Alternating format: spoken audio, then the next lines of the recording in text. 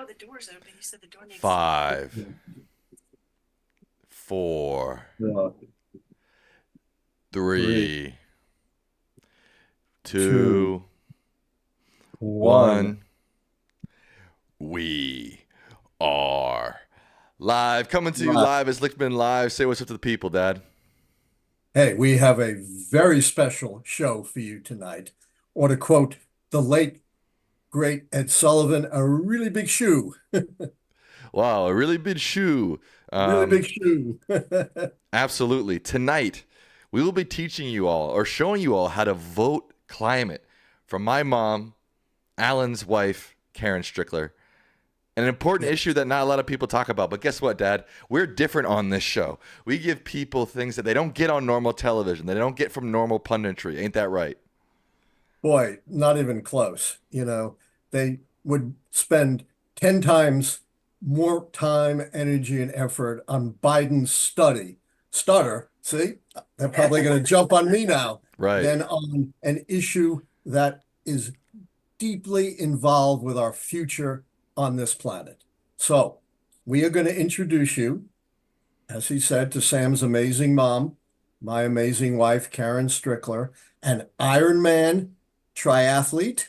If you don't know what that is, it's a 2.4-mile swim, a 112-mile bike, and a 26.2-mile run. And she won her age group, a much lower age group than me, in case you're thinking. And right now, Karyn is one of the very few leaders across the world in the crusade against catastrophic climate change. She is the founder and president of Vote Climate U.S. PAC, which has produced the indispensable voter's guide to lead you on how to vote climate in this election.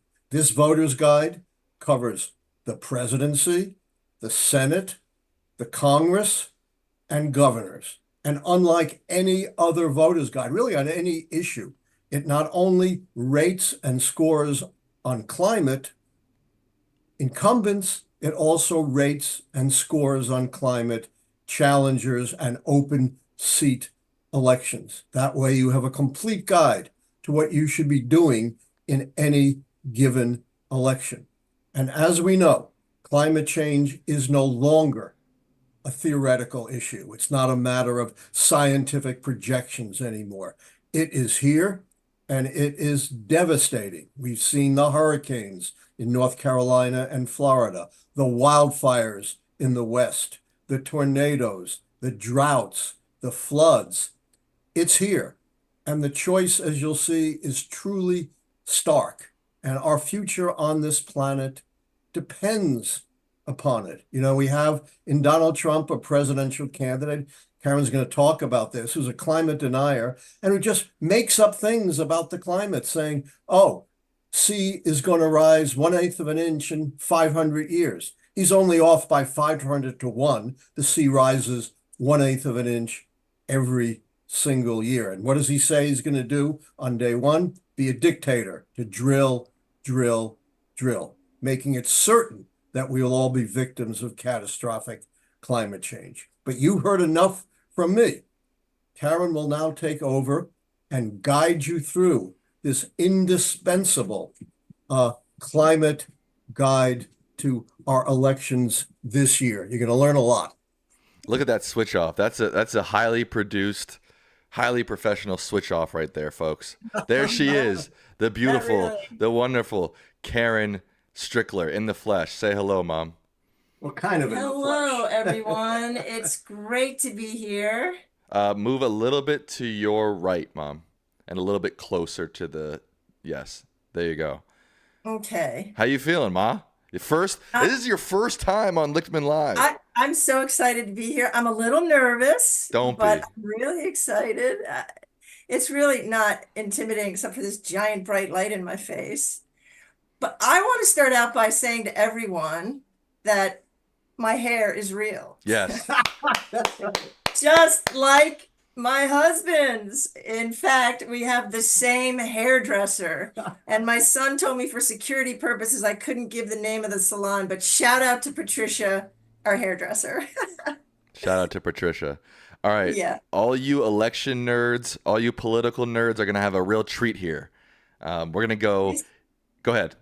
this is very nerdy and I love it. And I think our audience is equally nerdy, so I think they're going to enjoy it as well. I am honored to be the first guest of Allan and Sam for their increasingly popular Lichtman Live. I'm delighted to have the opportunity to talk to our very intelligent, politically informed audience about climate change. Mom, everybody's saying that we look exactly alike I in the know. I had a chat. cousin, I have a cousin who said that she saw a picture of Sam and I together and she said, now we know what you would look like, Karyn, if you were a man. We do very much resemble one another. And he did get my height as well. I'm 6 feet tall, in case anyone wants to know. Apparently, it's a big conversation on Google. Everyone Googles Karyn Strickler's height. I'm 6 feet tall. And I wear heels up to 5 inches. So there you have it. And I'm not 6 feet tall. So back to the subject at hand. If Americans use our climate voters guide as we intend, they will revolutionize the politics of climate change by electing climate action candidates. We desperately need political action on climate change, and this will help. It's a nationwide voters guide. We're the only website in the country that gives incumbents and challengers, as Allan said, for president, the challengers are over for the president, but for governor, U.S. House, U.S. Senate, and we even do state houses, selected state houses on our voters guide. And like most voters guides, we do some for the U.S. House and Senate, for example, we score about 4 climate change votes. And most voters guides, that's as far as they go. But we also score position. What did they think about the issue? We score them on leadership. What are they doing about the issue? And we also score them on what we believe is the most important public policy to help to slow climate change, and that is putting a fee on carbon pollution. So we would like you, our audience, to use the Voter's Guide to Vote Climate. First of all, take it into the voting booth with you and vote for the candidates with the highest climate calculations. That's what we call our total overall score, and we'll talk more about that. We'd love it if you'd share it on social media, share it with organizations that you're affiliated with your friends, family, neighbors, and coworkers, and get out the word to vote climate. Tell them where to find it. Right. So everybody, if you would please now get on our voters guide at voteclimatepac.org, voteclimatepac.org. And my goal tonight is just to familiarize you with our voters guide so that you know how to use it. Sam said earlier when I took him through it that he could literally have done it with his eyes closed. It's that user friendly. True. So I was really gratified to hear that because that was one of our goals, is to make it very simple to use. But you'll learn a little bit more than the average person probably knows about our voters guide, but I won't bore you too much. But like we said, if you're a nerd like me, you'll love it. So Yeah. follow along as Sam and I take you on a quick tour of the voters guide. Again, voteclimatepac.org, voteclimatepac.org. And if you see on the top left, that's our voters guide column. And under there, I'm just going to review the categories for you. We have a presidential voters guide, a U.S. House and Senate voters guide, a governor's voters guide, and this is not our work. This is the work of an organization called Climate Cabinet, but they rate selected state house representatives and senators across the country, especially in some pivotal swing states. Do they rate challengers too? No. No, just incumbents. Just incumbents. And that's what most people do. They only rate incumbents. We do incumbents and challengers. It's hard to rate challengers, and we'll talk about that in a minute. But let's move on and look at what else we have under the climate scorecard. We have the 118th Congress climate scorecard. That's where you'll find climate calculations for every single current member of the United States House and Senate. And obviously all the House members are running again this year, but not the Senate. But anybody that's in Congress right now, you can find on our Congress climate scorecard. Then we have a Senate scorecard. So we've been rating candidates since 2018. And as you know, senators are on a rotating schedule. And basically each senator is elected every 6 years. And in the time that we've been scoring, we finally scored every senator. So there under the Senate scorecard, you'll find a climate calculation for every United States senator. And the same for governors under the governor's scorecard. Okay, moving right along. We have climate heroes. Those are people that received a climate calculation of 100, a perfect climate calculation. And sadly, as you see, we have only 3 incumbent United States senators that are climate heroes. And that is Chris Murphy, Bernie Sanders, and Sheldon Whitehouse. Then if you scroll down a little further, you see the challengers. Look, right there. Yeah. And these are the challengers that score 100. And just by the way, if you scroll all the way down to the bottom of the page, scroll all the way down to the bottom of the page for a second, Sam. Oh, that's not it. Okay, it's not on that page. It's on our voters guide page. Never mind. I was going to tell you the difference between how we score incumbents and challengers, but okay, yeah, back up to the top there. All right. So climate heroes, you might as well click on climate zeros while you're at it. Climate zeros. We don't like those guys, right, Ma? No. We don't like them. And you see Ted Cruz is on there. We're going to talk a little bit about Ted Cruz tonight and his opponent. Yeah, and then we have climate zeros running for Senate below that, and then a bigger list of climate zeros in the U.S. House and those running. There's a lot of those. There's a lot. That's sad. Look at that. That's sad. That's sad. That is sad. And then our other ranking is best to worst. And that is just a simple list of every person in the United States Senate in alphabetical order with their climate calculation from best to worst. And it Look starts how out long with this list is, man. Wow. I mean, we have 535 members of the U.S. House and the U.S. Senate. So yeah, they're all on there and they're all ranked from 100 to 0. Wow.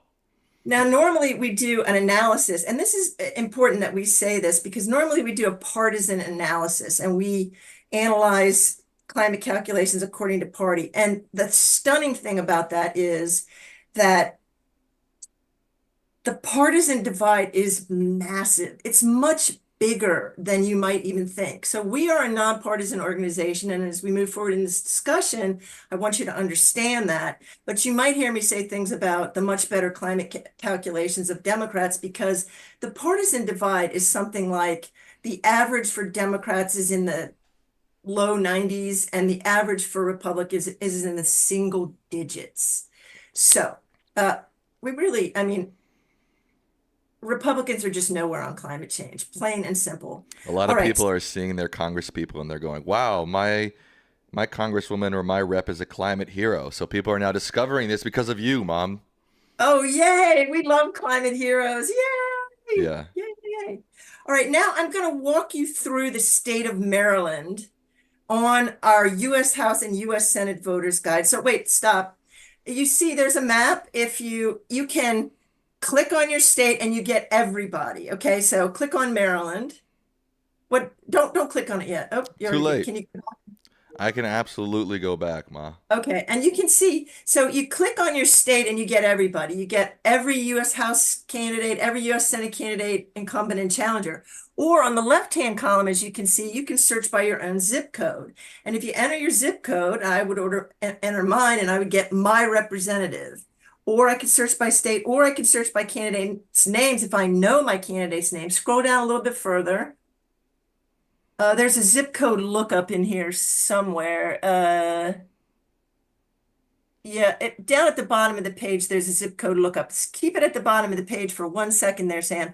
If you see how is each climate score determined, you see 2024 Voters Guide scoring criteria for incumbents and scoring criteria for challengers. Yep. For incumbents, as I said, we do leadership votes, climate, carbon fee, and what else? We have 4 categories for incumbents. But for challengers, we just do position and fee on carbon. Because the problem is with challengers, it's challenging to do challengers. I get that. I get that. Yeah. And the challenge is that there's not a lot of information on challengers, even when they're running for a seat in the Senate or in the Congress. Right. Anyway, that gives you an idea how to navigate the broader part. Now let's look at Maryland for a second. We're using Maryland as an example of what you'll find in your own state when you go there. Now, we have an open U.S. Senate seat in Maryland. And it's a very important Senate seat because Larry Hogan is a Republican. And by Republican standards these days, he's a lot better than most. Let's put it that way. But if he gets in, he's going to caucus with the Republicans and likely create a Republican majority for climate change, for abortion rights, for the Supreme Court. Plus, if you look at our voters guide, you see that Angela also Brooks has a climate calculation of 92.5. Okay, these are challengers, so we only scored them on position and carbon fee. Whereas Larry Hogan has a climate calculation of 71.25. And if you look on the right-hand column there, we also decided, my background is in women's rights. And I actually led the fight in Maryland 30 years ago to codify Roe versus Wade in Maryland law. And so abortion rights is very important to me as a woman, as a political activist. And it's just important to the issue of to all environmental issues, especially climate change. And so we decided in the last election that we were going to let you know, this voters guide also tells you, do they support Roe or do they oppose Roe? In this case, Angela also Brooks and Larry Hogan both support Roe. But again, if Hogan caucuses with the Republicans, it's all over. We're going to have a federal abortion ban. No question about it. Scroll down just a little bit further. So usually when you come to this page, you'll find your incumbent senator and their challenger. But again, in Maryland, we have an open seat for the U.S. Senate. And you see Andy Harris. He's terrible. Boo. Huh? I booed him. I thought he's got a climate calculation of 6.25 and he opposes Roe versus Wade. And here, Mom, people can see the difference between how you rate incumbents and challengers. This is a good example. So you've got position score, voter score, leadership score, carbon score, where you just have position and carbon here for challengers, which they couldn't see on the Senate side because there's no incumbent senator in Maryland running.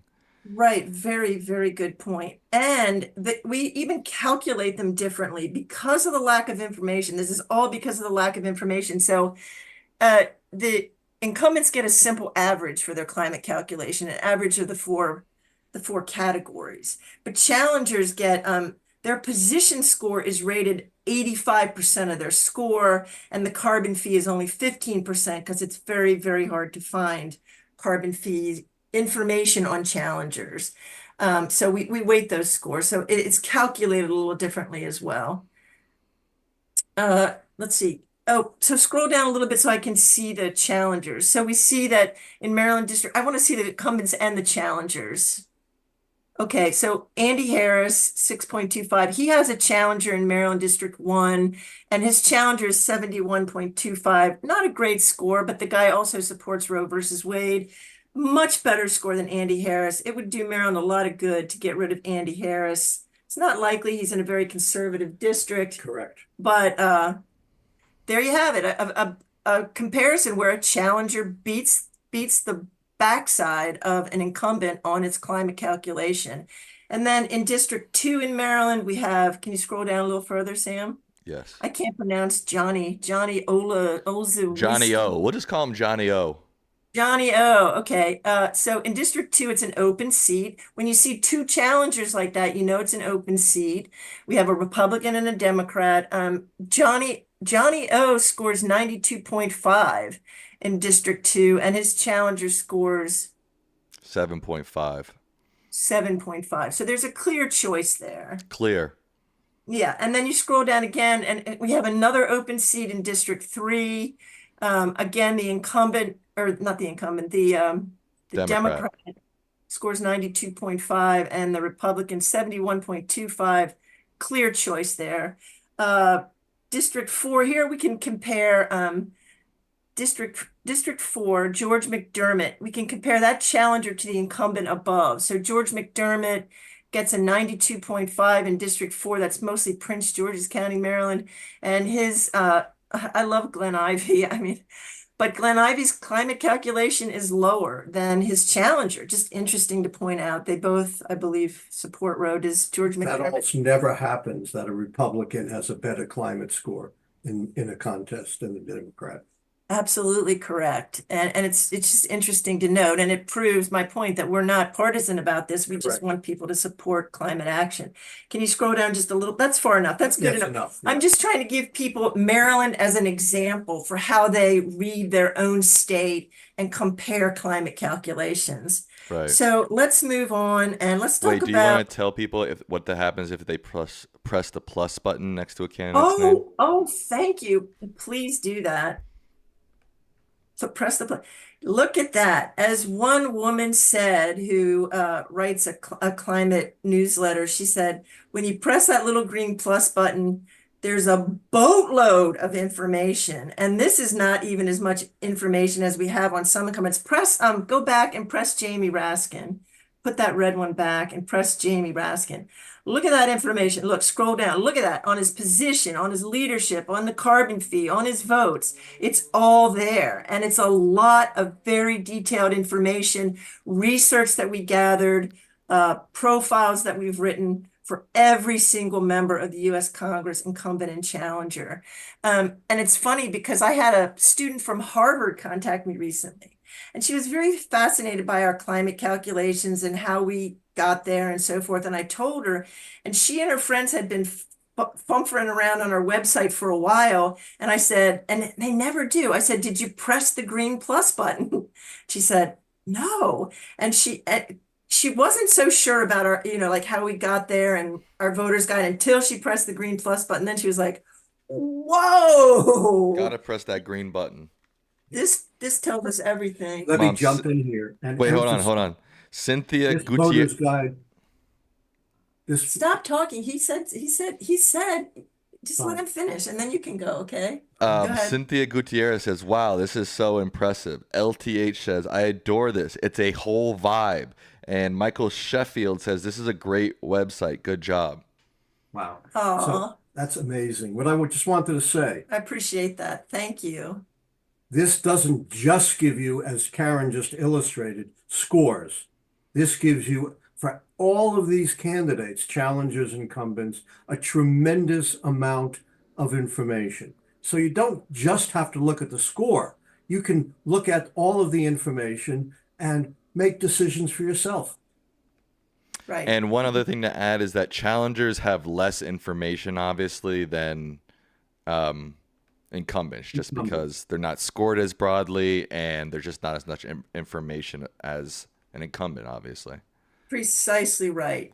Now, just real quickly to wrap this up, we're going to go over a couple of key Senate races and a couple of key governor's races and let you take a look at how our voters guide works. So Sam, under voters guide, if you'll go to the U.S. House and Senate. You want to? Let's show people the presidential one first. Oh, presidential. Oh, let's start with the presidential. This is what a lot of people here are thinking about. I mean, I don't think people are going to be surprised by this, but boom. All right. Well, again, we'll press the green plus button in a minute. But yeah, it's Trump the 0 versus Kamala Harris, who is a 75. Now, I want my president to be a climate hero, and she's not. And we can talk about why not. But bottom line, if you look at her position score, it's a 75, not 100. The difference between a 75 and 100 is when a candidate makes climate change a top priority, they're 100. If they understand climate change but don't see it as a top priority issue, they get a 75. And that's what we're seeing from Kamala Harris. And she needs to get better on the issue.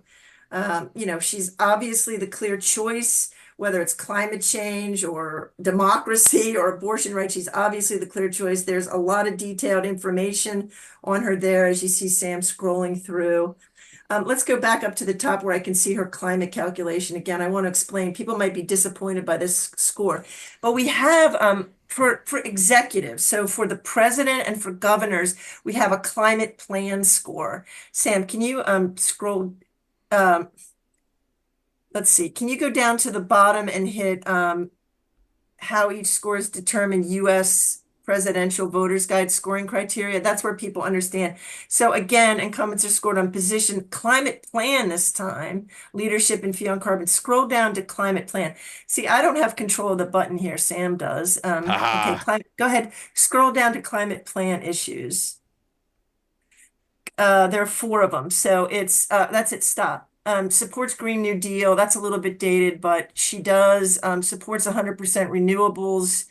She doesn't support keep fossil fuels in the ground. She's been going a little bit hard on fracking lately, so she doesn't get that one.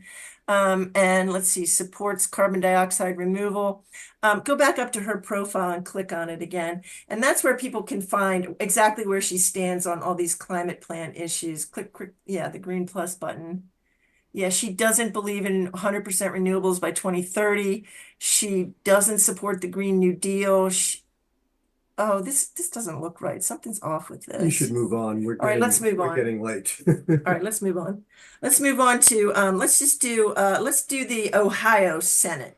Ohio So Senate right click away. on the state of Ohio, and there you see Sherrod Brown with a climate calculation of 68.75. He's the Democrat running against Bernie Moreno Yes. with a Yeah. climate calculation of 28.75. There's a clear choice there, although again, Sherrod Brown needs to step it up a little bit, and he's been leaning a little bit too far in the continued fossil fuel economy. That's why his score is not higher.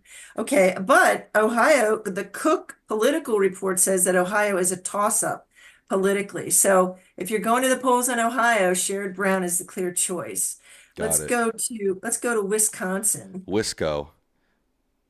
Here we are. And we have Tammy Baldwin, the Democrat, who has a climate calculation of 93.75, an excellent score.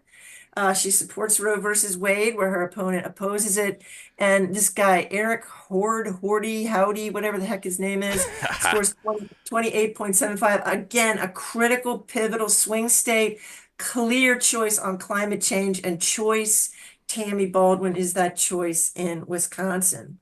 Let's go real fast to a couple of governor's races. Got it. Let's go to North Carolina. Got it. And the Cook political report rates this as a likely Democratic state. Governors, who do we have? I'm having trouble seeing We this. got Mark Robinson and Josh Stein. And again, Josh Stein is the clear choice with a much higher climate calculation than his opponent. Oh, Mark Robinson. Oh, Yeah, this guy. this guy's the guy, that horrible guy who Yeah. says he's a Nazi. He says, yeah, he definitely wants to go back to a time when women don't vote. He obviously opposes Roe versus Wade. This guy is a horror show. So there are clear choices here in more ways than one. And again, Josh Stein needs to improve his score a bit. Let's go to Montana for our last example, and then I'm going to turn the show back over to the boys. Montana, this is rated by Cook Political Report as solid Republican. But what we have here is a challenger. So we have Greg Gianforte, who's the incumbent, with a climate calculation of 25. He opposes Roe. And his challenger, Ryan Busey, is that his name? Yes. The challenger, the Democratic challenger, with a climate score of 92.5. And that's extraordinary in a state like Montana to have a challenger with such an incredibly high climate calculation. So that's why we use this one as an example. But it looks like Gianforte has this one locked up. So I'm gonna. Someone said that Mark Robinson in North Carolina was listed as a Democrat. Is that true? Well, we'll check it out, and if we need to, we'll Look, yeah, correct if it. anybody finds mistakes, please email me at, Oh, that was the governor's say- race. should I say my email address? Sure. Email me at info@voteclimatepac.org. Yeah, he is noted as a Democrat. Oh my God, thank you. Yeah, anything like that. You can't imagine how many data points. We probably have 100,000 data points in this massive voters guide. And, not only can things just get, typos, the computer itself, the website can glitch. There are so many things that can go wrong. So if you find any issues, let us know and we'll fix it. And thank you for catching that. That's Yeah, disgusting. That's the last thing you want. Oh my God. Thank you, everybody. It's been such a pleasure. I appreciate you listening. And please use the voter's guide, share it as widely as you possibly can, and vote climate. And she's not leaving. I'm not leaving. I'm here. She's Right. here. You've got questions for Karyn. She is absolutely ready and willing to take those questions. Before we get to questions, I just want to say a couple of things. Wait, you got to pan the camera down a little bit more, Dad. You're implying I'm a little shorter than Karyn? A little. Just a little, like about 8 inches, something like that. Yeah. All right. No, don't do that. Yeah, Just leave it. there we go. That's perfect. Is that better? Yeah, it's good.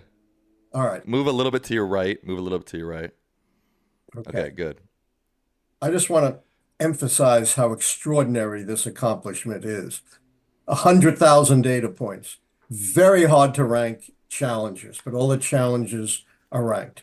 If this project had been in a major environmental organization like the Sierra Club, it would probably have a $10 million budget and 40 staffers. And Karyn has achieved this with a minimal budget and a strictly volunteer and very small staff. I can't emphasize what an amazing accomplishment this has been. I mean, probably no one else in the country could have pulled this off. I certainly couldn't have. I want to say one more thing about Donald Trump. I don't have. Of course you do. Of course I do. I would give him a minus 100, not a 0, but I guess that's not possible within the confines of Karyn's system. All right, we're ready to take questions. You don't have anything on your mind? Nothing that you've been wanting to say for the last couple of days? No, let's just get to the questions. I do have a lot on my mind, but it's already past 9:30. I want to get to as many questions as possible. All right. Member Renee E. Berg. I'm not sure if I'm saying that right. They say, do you think this election will be close? You know, I'm asked that all the time. And the keys don't predict margins. They do roughly correlate with margins. And, you know, based on 2016 and 2020, you would think this election is close. But stepping outside the keys, I don't understand why it should be close. And a lot of the problem is the media. You know, you've heard me rag on the media a lot, and it's justified. They're my friends, nothing personal. But the media has given Donald Trump an incredible pass. They're treating this as though it was an ordinary election, although it matters what Harris's economic plan is and whether it has a few holes in it. Irrelevant. Once she gets in, it's all going to change when she hits Congress and interest groups. And, you know, they compare that to Trump's plan. Plans are irrelevant when it comes to Trump. He cares nothing about plans. And in 9 years, remember what he said? He promised this great, you know, medical plan, and all he has after 9 years are concepts. Trump cares only about one thing: enriching himself, enriching his friends, and punishing his enemies. The media's hair should be on fire because we risk becoming another Hungary. And remember, that's their model, where they've snuffed out the political opposition and snuffed out the free press and imposed the authoritarian hand on their country. I don't understand. The media devoted infinitely more energy and time and effort to Biden's stutter than they do to a possible demise of American democracy. It's just astounding to me. I agree with you, sir. Our next question is from member Patrick Murray. This one's for you, Mom. What's your opinion on nuclear energy?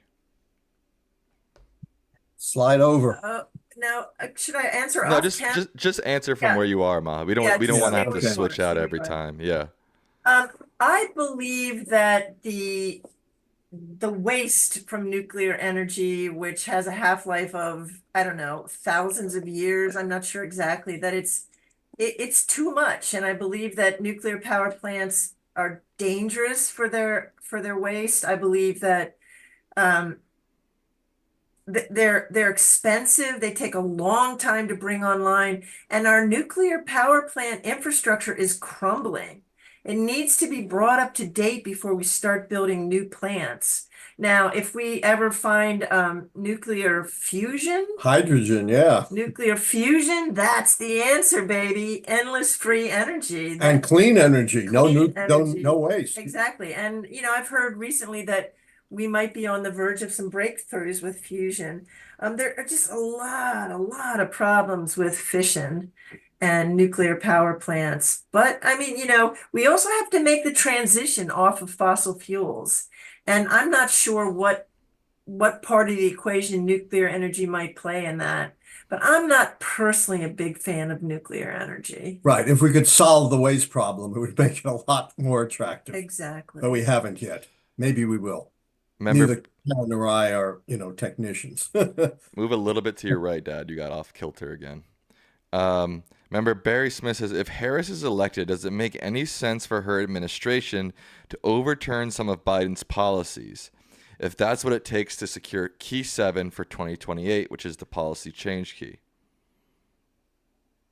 It might, yeah. I'm not sure which, I haven't made the examination to know which, but even more, it would be much better to develop a significant breakthrough, path-breaking new policies. That would really make an enormous difference for the country and help Harris to win the policy change key. And climate change, is an obvious area to do that. Immigration is another area. We haven't had really a significant immigration bill since the 1980s. So those are two areas where she could make a breakthrough and could win the policy change key.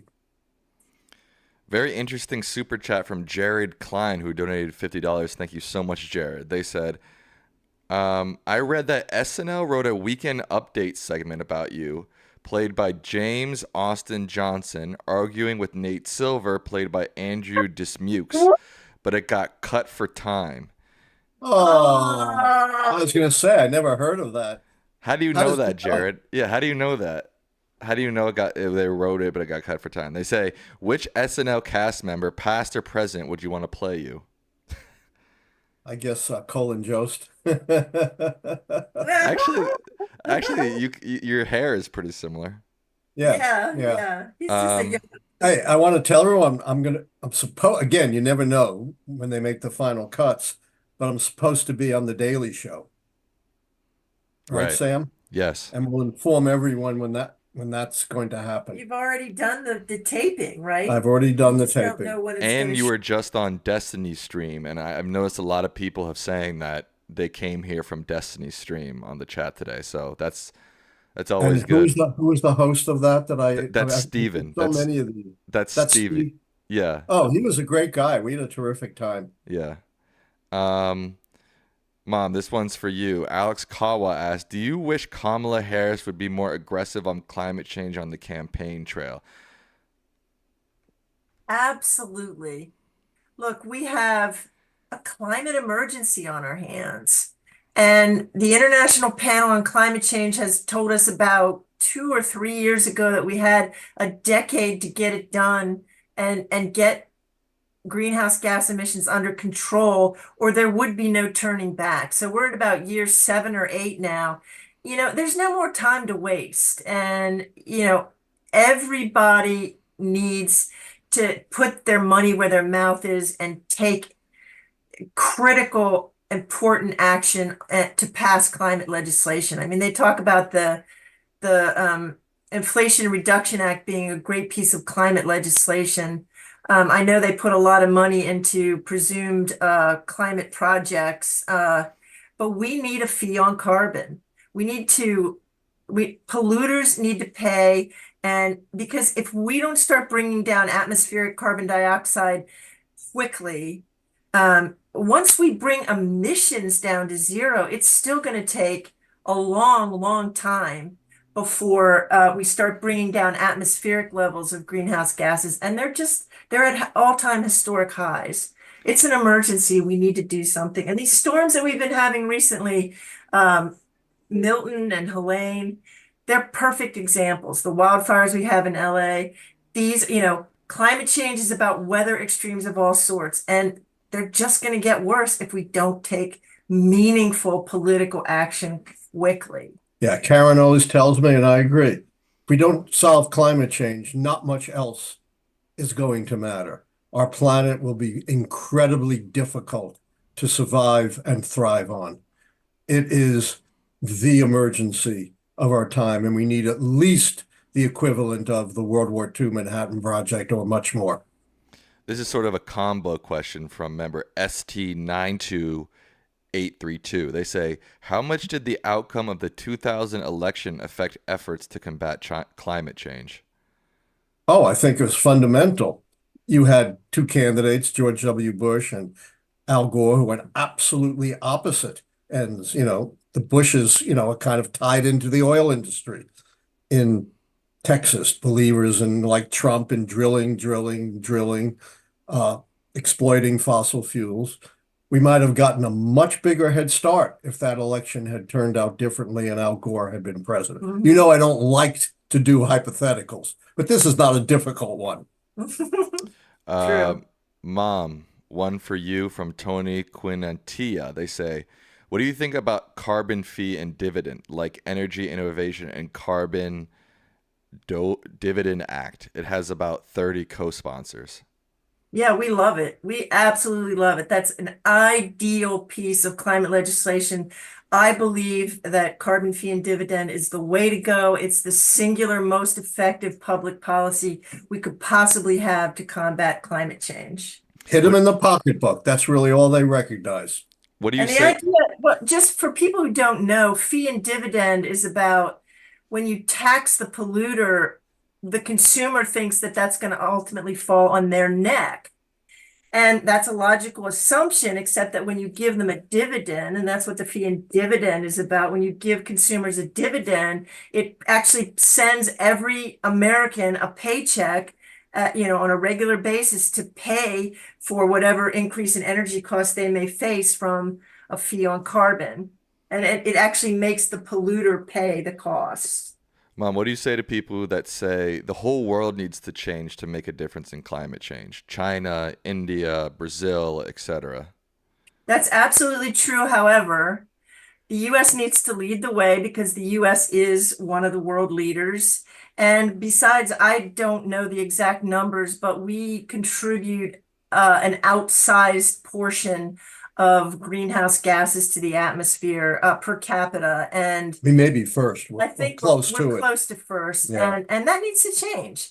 And so we need to do it ourselves, and then we need to force other countries to come into mandatory international treaties to do the same thing.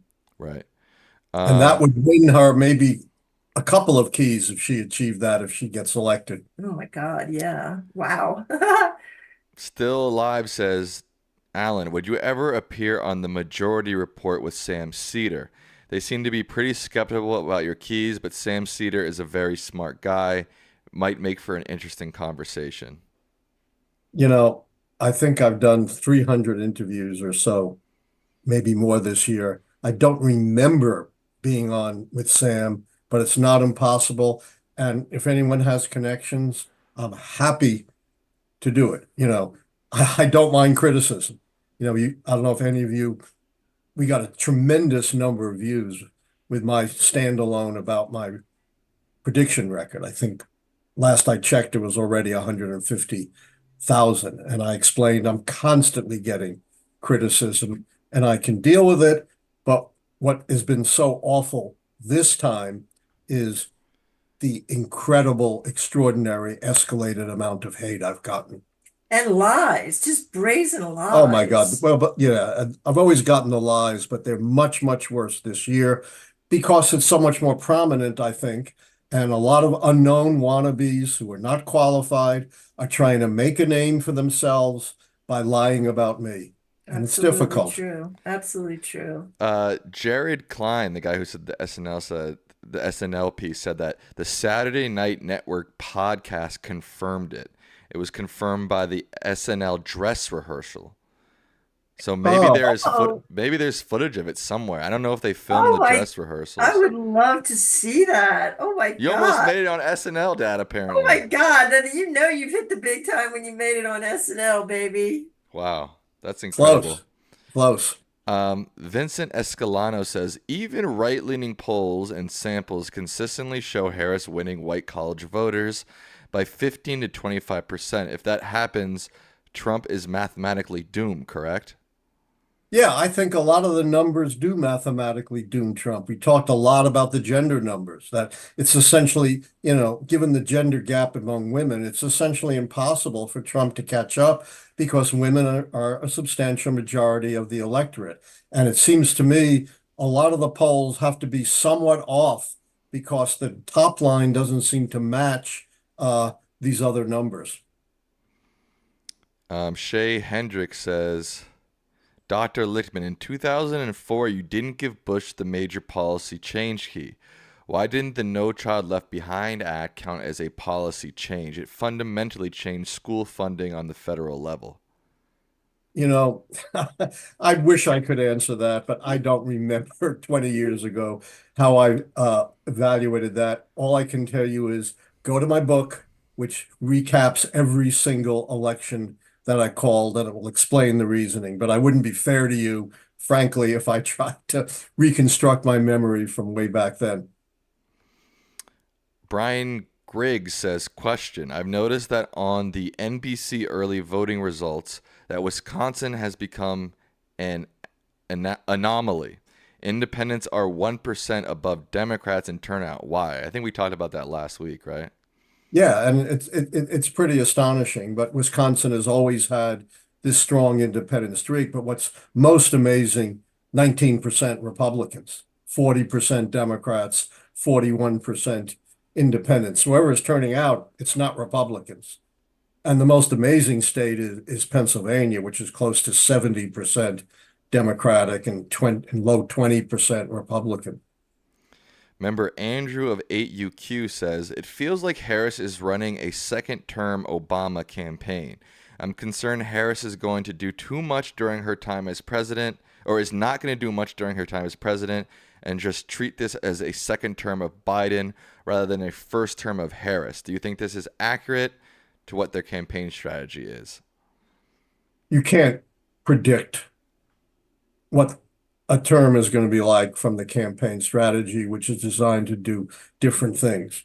A classic example is 1932, when Franklin Roosevelt ran a pretty conservative campaign, talking about cutting government waste, balancing the budget, and then, of course, instituted his New Deal, the most ambitious, far-reaching reform program in the history of the country.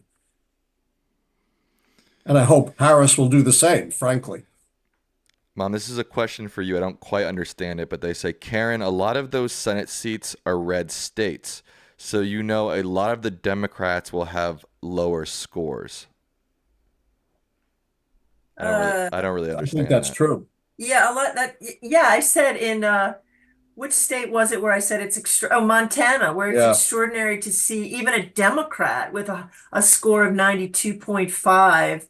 Yeah, a lot of the Democrats in those states, because they are red states, will have lower climate calculations. And so it is important to look at the relative scores relative to one another in those particular states. And as you pointed out to me, as he became eligible for re-election, Sherrod Brown in Ohio actually became more conservative on climate. Exactly right. And yeah, to some extent, Kamala Harris has done the same sort of thing with a bigger embrace of the fossil fuel industry and economy. Both of them are in that same category.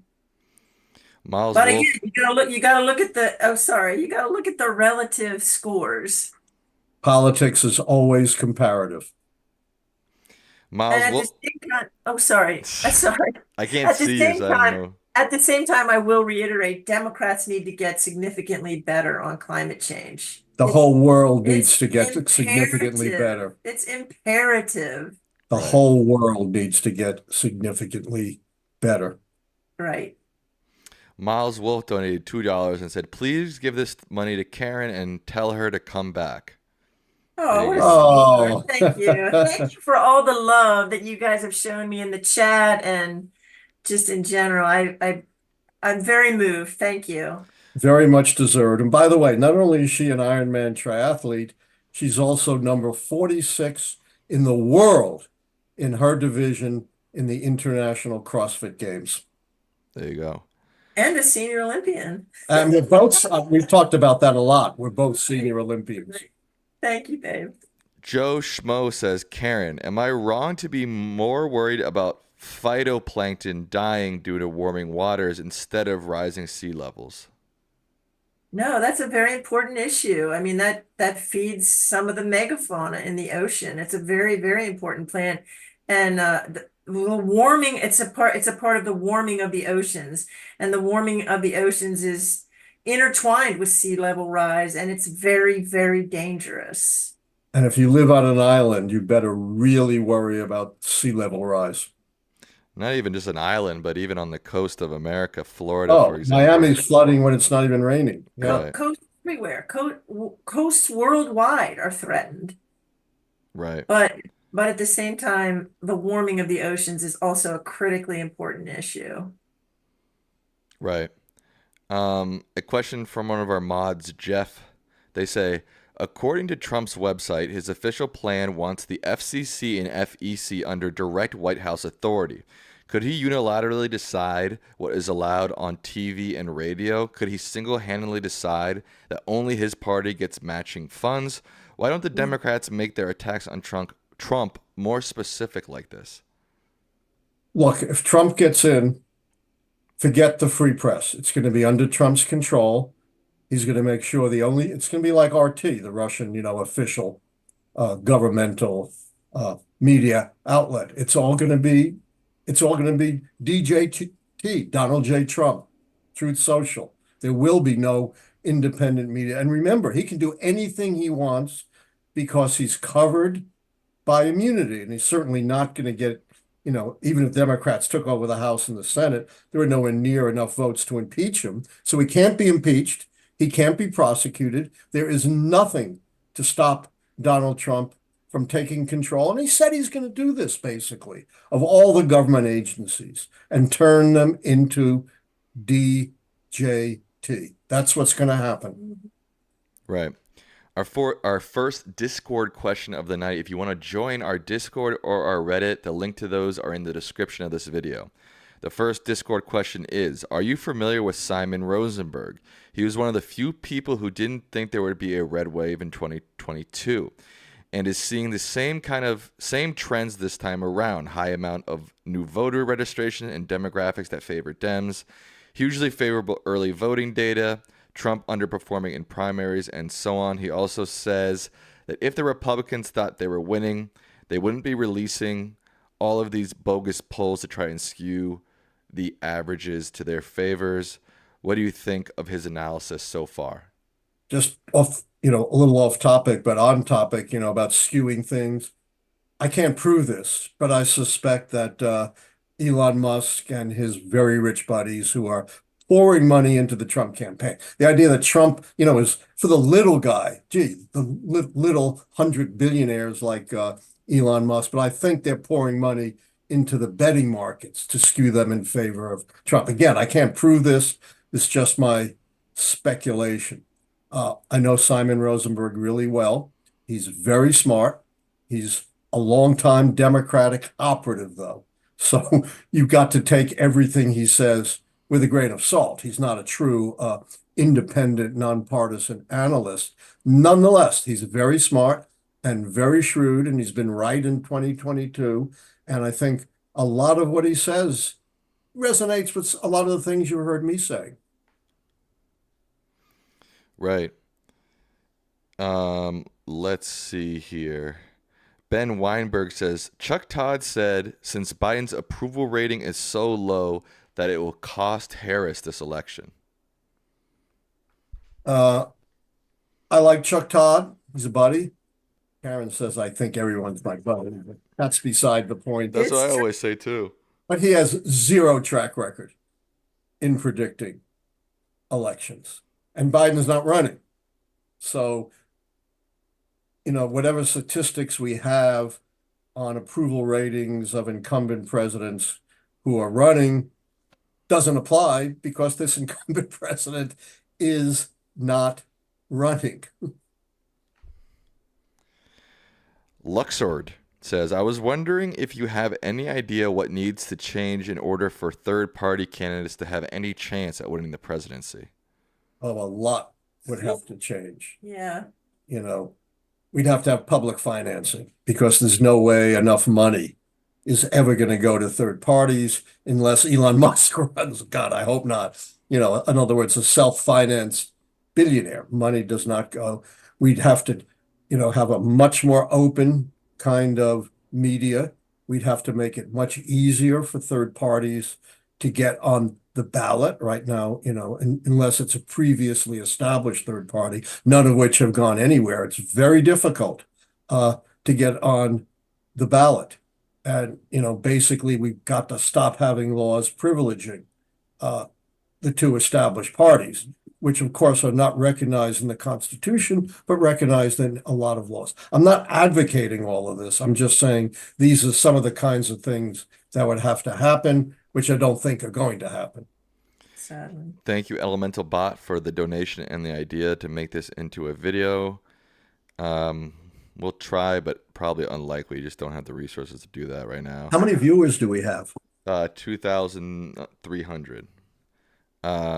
Sean Jenkins says early voting in North Carolina started today, +1 for Kamala and the Democrat in North Carolina. So that's good news. Well, the Democrats probably need to pump that up a little bit because right, +1 probably isn't enough, right? it probably won't cut it. Right. With Michigan, Wisconsin, Pennsylvania are plus, anywhere from 20 to 40 plus points. Right, I didn't think about that. Vladimir Plantin wants you to come up with keys to marriage. That's a tough one, Vladimir. I don't know about that one. I'll leave that to Karyn. Philip H. says, Trump hasn't gained voters. He's only lost them. COVID, 9% Republicans voting for Harris. Record-breaking early voting and registration. Landslide for Kamala Harris. Diego, I'm not sure what the question is there. Well, they just donated, so I'm just reading it. There's no question Oh, there. nice. Sure. And, it's a shrewd comment. Diego, we've talked about SCOTUS and Mike Johnson and their attempts to undermine this election many, many times. I would ask you to check out a past video of ours. Max Dirk, I don't understand this, but they say, Randa, but can you help me understand why John Lewis Gattis loves George W. Bush so much? Do you know who that is? I know who John Lewis Gattis is. He's an historian of the Cold War. I guess he looks at which Bush are we talking about? There were two of them. W. I guess because of W's approach to the world, which was to aggressively pursue American interests and American values abroad, even though in Iraq it was a disastrous backfire. But I can't speak for Gattis. He's a great historian. I respect him. And anything I say is pure speculation. And I don't like to speculate. Andrew Beard says, what are your tips for navigating digital information? Don't ask me. You're the expert, Sam. I'm the old dinosaur. I would say still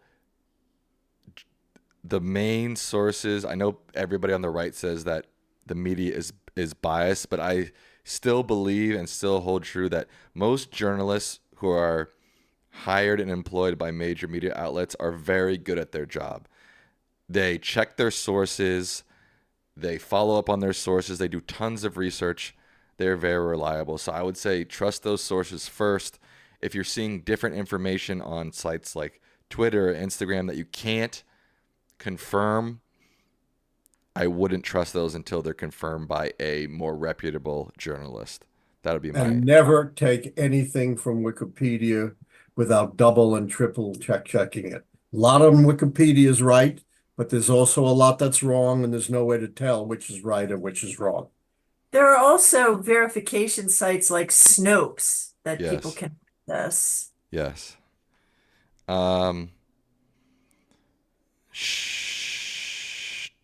And you can always ask us on this show. Right. We'll Right. never lie to you. Right. Are we the George Washingtons of media? Um, Never tell a lie. how likely are the endangered Dems for the U.S. Senate are to win and lose? So, I mean, you can't really answer that, right? Check the Cook Political Right. Report You're right. and We've their said that before. rankings. Yeah. Yeah, Yeah, that's an awesome resource. we are always guiding people to that because I don't handicap Senate and House or governor's races. Right. Diego Yanez Holt says if the national popular vote was adopted in the U.S. rather than the Electoral College, how would that affect the keys? Not sure it would change the keys, but it would make it, I might have to because, that's pretty radical change. And I don't see it. Democrat it would never lose. Yeah, exactly. I don't see how Republicans are ever again going to win the popular vote. The last time they won the popular vote was 2004, barely. And before that, you got to go back to 1988. Wow. Sin G says, shout out to Dr. Lichtman and Karyn. Keep up the great work. If Kamala had chosen Michelle Obama as her VP, what do you think she would have tackled? Well, I How's think this she would what? like taken on as VP? Very big hypothetical. I mean, Yeah, and there's no VP key. It's never had an Right. influence, and it's way too hypothetical to even begin to answer. It's like people say me, didn't you say if Biden stayed in, he would win? I never said any such thing. right, I said a lot would have to go wrong, but it could, if Biden's the candidate, but I never, ever made a prediction that Biden was going to win, although I'm tagged with that all the time. And the truth is, we don't know, right. obviously. And you It's said that purely hypothetical. the Dems might be doomed. But that's because you thought they'd also lose the party Contest key. contest key, but they didn't. So that Exactly. changed. That was huge. As I said, no incumbent party has ever gotten reelected when losing both of those keys. And that's what I thought the Democrats were heading to do.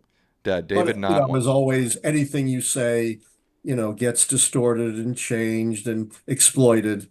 It comes with the territory. The worst thing is not being attacked. The worst thing is being ignored.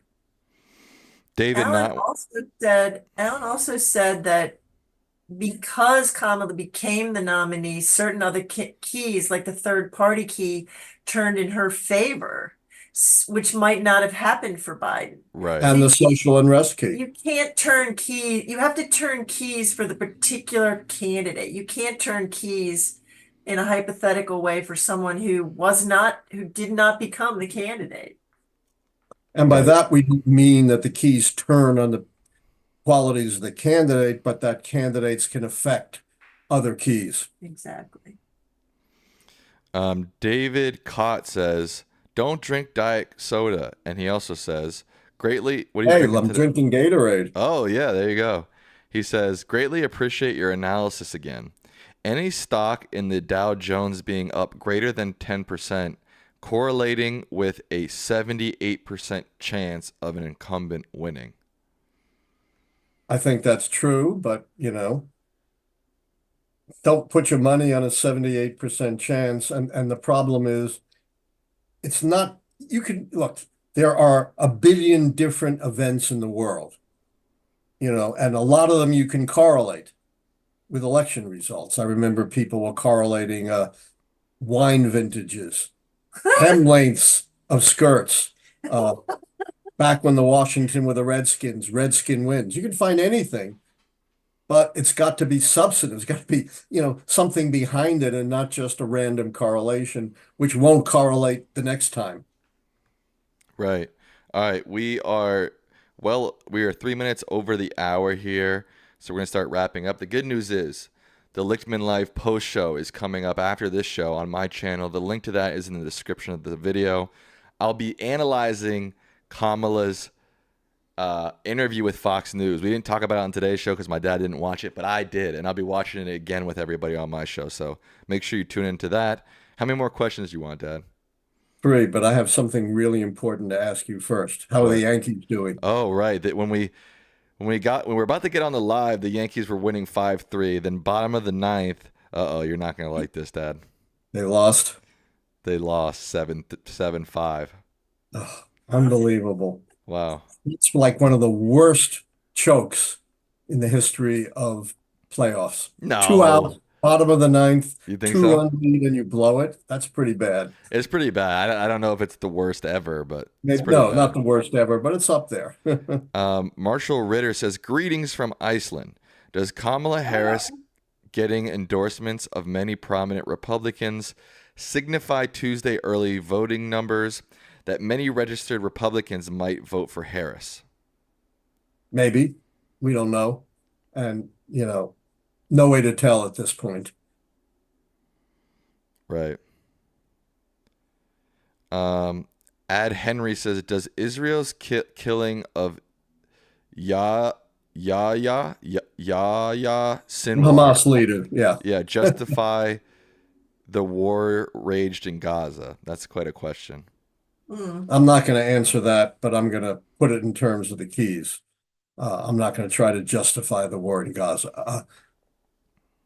I don't know if there's any legitimacy to this, but Biden and some within his administration have said that this removal of the Hamas leader could open the way to a ceasefire and a hostage release. We've heard that before, and you have to deal with the awful Netanyahu, the belligerent Netanyahu in Israel to get that done, and he desperately wants to see Donald Trump win, of course. So it may not be possible, but that could turn around the foreign policy failure key.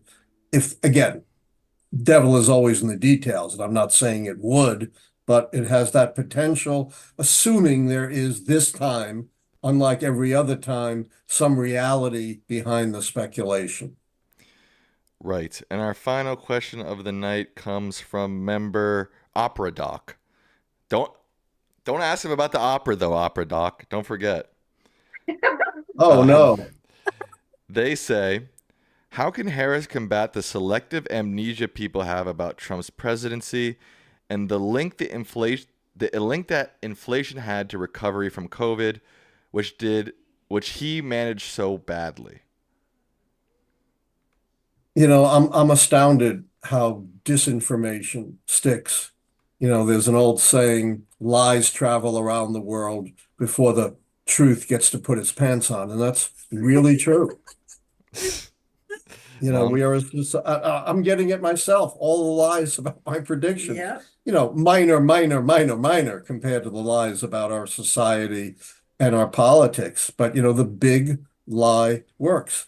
And again, I indict the media on this. They have been absolutely, complicit with Donald Trump, nowhere near exposing, you know, the incredible danger that Donald Trump poses uniquely to our society. You've heard me say this before.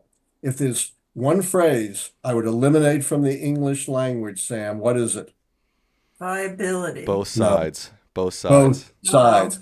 Electability is another one, but it's not as serious as both sides. It's not both sides. Harris is, the kind of politician we've seen throughout our history. You know, le center left, center right, she's center left, poses no danger.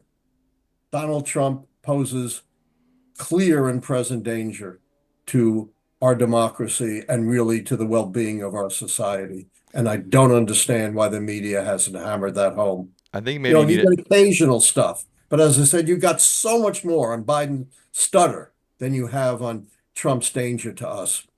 I mean, I think Trump's been criticized in the media tons, but I think they have. I think you need to add a new line to your quote. What Democrats have no spine and Republicans have no principles, and the media are a bunch of scaredy cats. I think a lot of Oh, Republicans. I agree with that. I think a lot of. And Let me finish. look, okay. A lot of Republicans point their finger at the media and say, "You're biased, you criticize Trump too much," and the media just goes, "Okay, all right, we'll stop." And the issue is the reason why they criticize him so much is because Trump is a transgression machine. So of course a transgression machine is going to be criticized, right? Absolutely Can I get the correct. final word? Speaking of machines, I discovered Marjorie Taylor Greene's weather manufacturing uh, what is it? What did she say that they're manufacturing the weather? I discovered her weather manufacturing machines, and they're commonly known as oil refineries. Good point. Good point. Yeah. Thank you, Ma. All All right. right. With that, we will head out Wait, for the one night. more thing. Wait, let me.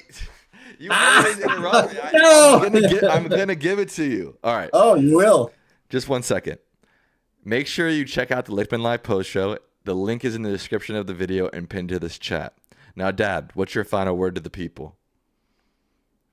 My final word is thanks so much to Karyn Strickler for all that Come back on screen, Mom. Come behind him. Say goodnight. I'm gonna move.